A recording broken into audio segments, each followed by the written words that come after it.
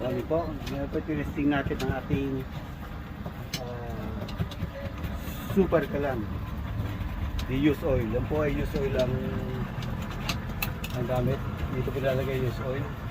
Pero kung pan, ito po yung adapter. Ayan po. And then, yan po ang pan. Ito po yung nagbubuga ng hangin papunta roon sa kalan. And then, ito po yung dito po tumutulo yung use oil niya. Kahit ano pong use oil, pwede po. Kahit po pinagpintusan ng matika, pwede. Tapos dito po lagay ng langis. At may sasarap po yan. Yan po. Sisilan nyo lang po ng tissue.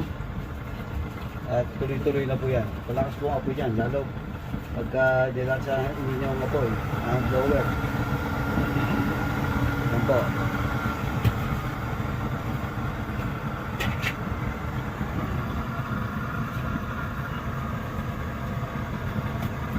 Super tipid po kayo dito. Ako po ay nagluluto ng pares.